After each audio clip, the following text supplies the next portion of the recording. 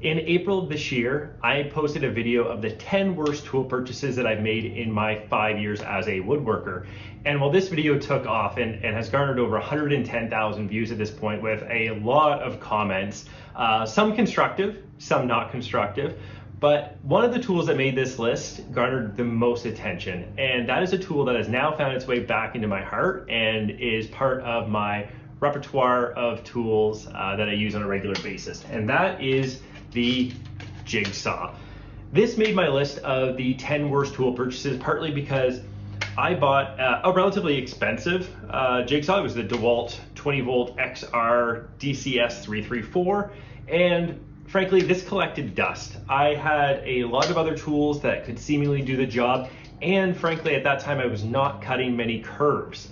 I have found myself more recently cutting a lot of curves, and the Jigsaw, once I dialed it in with the right settings on the saw itself, the right blades, and this all started by actually reading the instruction manual on how to get good clean cuts, this has really found its way back in. So I'm going to show you a little bit about this tool and show you some example cuts of how you can get really clean cuts from the Jigsaw. That really makes it what it's supposed to be, and that is a bit of a portable bandsaw. So let's take a look and I'll show you. Okay, so let's start by taking a look at the Jigsaw itself. So this is a DeWalt 20 volts, so it's cordless. It is part of their extended runtime or XR series. It is the DCS334 cordless variable speed Jigsaw, and the build quality is really good. I have generally been happy with it now that I've started to use it a lot more. And so I'll give you a little bit of a tour of the saw and then show you a few things that it can do. So two of the settings that made the most difference when it came to me getting clean cuts and the Jigsaw being a part of my woodworking tool collection that gets used regularly now. So first of all, it is this speed here, and this is the orbital action. So you can see right now that I have it stuck on straight cut, so the blade will just be going up and down, whereas there are three different settings for orbital cuts. And what orbital cuts do, let me grab a blade, is they'll cut in a motion where it goes down and it starts to move in kind of the orbital direction. And so there are three different settings for that. And I was generally using it on the full orbit or the most extreme setting. And I also was generally leaving it on a pretty medium set of speed on the saw itself. So I would generally leave it at about a 4 and leave this on orbital. And I got a lot of chatter. It wouldn't quite get into the wood properly. Even clamping the wood down, I just could not get a clean cut. But finally, after reading the manual, which I highly recommend that everybody does when it comes to a saw like this, when you're not getting the results that you want, I learned that when you're working with hardwoods or plywood, generally keep it on the straight setting, and you generally want to go fast. So I just keep it on its highest speed, knowing that this is a variable speed Jigsaw, so this essentially sets the max speed. And the speed of the blade will actually be determined by how hard you're pushing and the exertion that is required to make the cut. So those are kind of the two main settings there that help me get those clean cuts. A couple of other cool features with this saw. So you can bevel it. So you can bevel it to 45 degrees either way, which is super handy. I haven't actually used the bevel cut on this because I do have other methods of making those types of cuts, but I can see how that could be useful for folks. And let's get this line back up. You can see that there are detents on the back, again, for 45 either way, and then 15 and 30 degrees, which is super handy. A couple of other things that are really handy with it. So the blade change is super easy. You just open this up, and it doesn't have to open up too far. You don't really have to, like, you do have to use two hands to put the blade in, but it's really nowhere near as difficult as it was on the Bosch saw that I was using before. So there, locks in super easily, takes the blades nicely, and yeah. So overall, pretty happy with the build quality and the functions of the saw itself. And very easy to just put a battery in. There's the locking mechanism. Not too loud. There are a couple of accessories that you can get for this. You can get the, and I think it probably came with one, but I would have lost it, but a splinter guard at the front. You can also get dust collection for this, which is something that I'd like to explore if I start to use it more and more. But when it comes to my cabinetry work, I really only use this for curves and for small cutouts. So it doesn't see a ton of use for that, but that is my general use case. My track saw gets a lot more use. So I'm not too worried about dust collection because, while it is being used more, it's not used all the time. All right, so before we get to a couple of sample cuts, I just want to show you the blade kit that I bought, and I'll put a link in the description below to this. And this came with a mix of metalworking and woodworking blades, and they generally hold up really well. So I've gone through a couple of woodworking blades, haven't used this for metal yet, but definitely a relatively inexpensive way to get started with the right blades. So we have a few of them here. We have the fast wood blade, so I do not recommend that for getting clean cuts, but if you're just trying to cut up some scraps for a burn pile or something along those lines, it works really well. You have the combination fast clean, which I would say is definitely kind of in the middle between a clean cut and the fast. So again, generally used for scrap work or any sort of like construction needs. Then we have clean cut wood, which is generally this is almost solely the type of blade that I use. So when I do need to get some more, I'll definitely just be getting these ones. Gets really good results with both plywood and hardwoods alike. And I'll show you some sample cuts on some very thick hardwood with this. And then finally, there's the scroll one.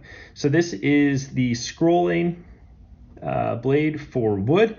And this is great for thinner, finer material. So almost going after kind of that scroll saw type finish. And generally I'm getting very clean cuts out of the clean cut blade and the scrolling blade when I am working with thinner material. So let's do a couple sample cuts with some plywood and some hardwood. Okay, so the first cut that we're gonna do is just gonna be a straight cut on this piece of plywood. Then we'll do a little bit of a curve. Then I'll show you an example on some hardwood. So the one thing that I would say when you're working with any jigsaw is to clamp your piece down. Otherwise you will get chatter on the work surface that you're working on. And so we have our saw. Let's open it up and insert our blade. Close that down. Get the battery in. And let's just make a straight cut first.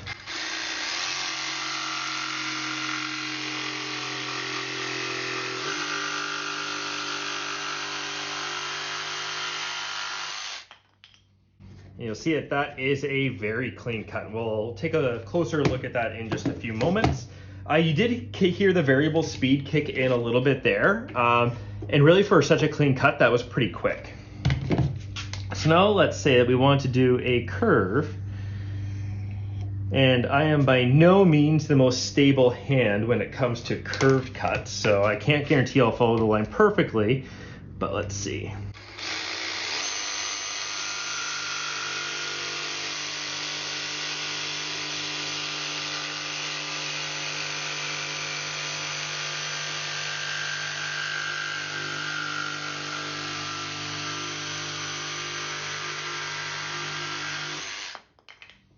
All right, so I got a little close to the clamp, so I didn't quite get that final bit, but let's take a look at, first of all, the edge on the straight cut that we did. So very, very clean, and even touching the plywood underneath. Very happy with that.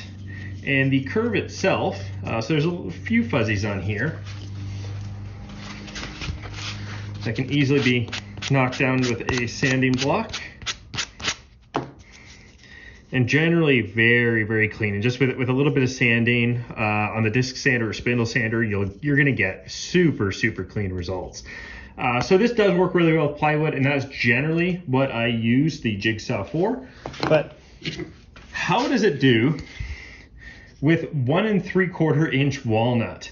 And this was a use case that I actually ran into not too long ago, where I needed to make a bit of a cutout for a pipe. And rather than trying to use a Forstner bit, because it was just on the edge, so I couldn't get the middle of the Forstner bit to hit it, I resorted to the Jigsaw. So let's take a look at how it cuts with this thick. So again, this is 1 3/4 of an inch thick.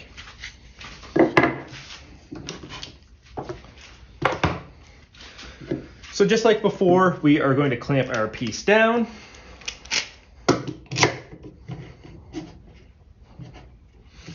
And And what I would like to note is the blade on the jigsaw, so how it goes up and down.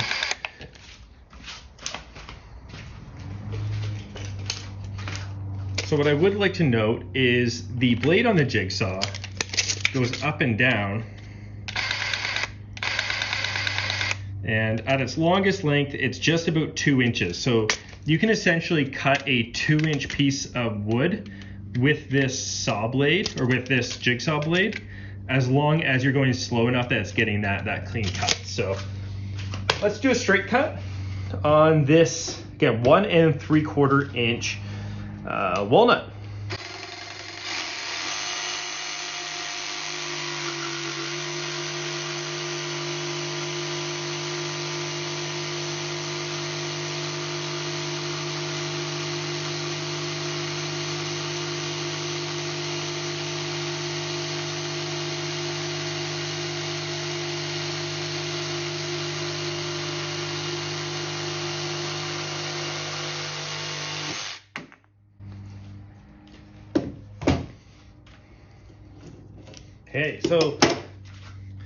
So you'll see that cut took quite a while given how thick this piece is. But let's look at that edge. That was just some sawdust there. But that is near perfect. Like, that is what I get out of the table saw. So my issues that I had with the wrong settings on the saw and the wrong blade are really kind of moot when it comes to what I can get from it now. And even the face of this is, again, just as smooth as it would be on the table saw. This is just dust that you're seeing. These are not fuzzies on here. So super happy with the cut quality, even on such thick pieces of hardwood as this. What I would note is that the blade can get extremely hot when you're cutting pieces for such a long period of time. So you may want to switch blades in between if you are doing a lot of these sorts of cuts on wood this thick, or just let it cool down a bit. But yeah, super clean cut. So in conclusion, I was definitely wrong to put the jigsaw on my list of the 10 worst tool purchases that I have made. I get really clean, consistent cuts. Its portability is completely unmatched. Being able to take this to the workpiece, it is more than powerful enough with the battery system from DeWalt. Very happy with the features on the saw. The DeWalt branded blades have been fantastic, and it's really hard to argue with results like this, where not only am I getting a clean edge on almost 2-inch thick walnut, I'm also getting a very clean, smooth face. You can cut curves that are relatively tight. These ones aren't that tight, but as long as you're patient enough, you can get very tight curves that need very little work to clean up. So the jigsaw is definitely a tool that I'm glad it's found its way back into my toolbox, and a tool that I will use regularly. In the comments below, let me know, what tools were you wrong about? Which tools did you buy that collected dust? And when you actually started using them, you realized that they were quite useful. And if you haven't subscribed already, please do that. Give me the thumbs up if you'd like, that helps me a lot. And thanks for watching, and I'll see you in another video soon.